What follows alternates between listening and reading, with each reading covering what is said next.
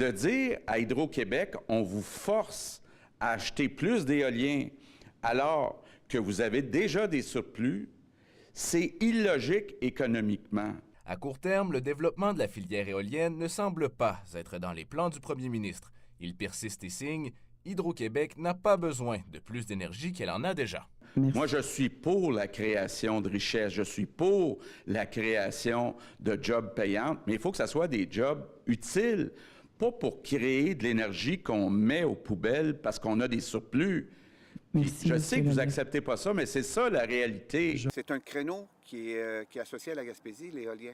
Et d'avoir un premier ministre qui n'est pas convaincu de l'utilité de ce secteur d'activité-là, il parle de subventions par rapport à chaque emploi, bien, c'est pas une bonne chose. Le député de Bonaventure, quant à lui, est convaincu que l'éolienne a toujours sa place sur le marché. Le premier ministre n'a pas donné un bon signal par rapport à la filière éolienne et il parle de surplus d'énergie au Québec.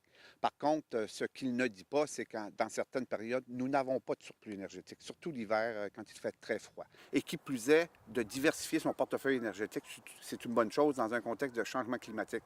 Honnêtement, je pense que sa position a beaucoup évolué avec le temps. Au départ, c'était une fermeture totale. Il entendait le mot éolien puis il venait rouge. D'un autre côté, la position du premier ministre ne semble pas inquiéter le maire de Gaspé. Pour lui, l'avenir semble prometteur. Puis quand il y aura de la place sur le marché québécois, que ce soit pour exporter notre énergie ou pour fournir le marché québécois et pour développer notre économie avec notre énergie produite au Québec, bien, la Gaspésie sera là à l'avant-garde avec de l'énergie éolienne. Je pense qu'il commence à le comprendre de mieux en mieux. Visiblement, l'avenir de la filière éolienne ne fait pas consensus. Chose certaine, c'est que les acteurs locaux y croient encore, malgré le manque d'appui du gouvernement caquiste. Louis Laflamme, à Carleton-sur-Mer.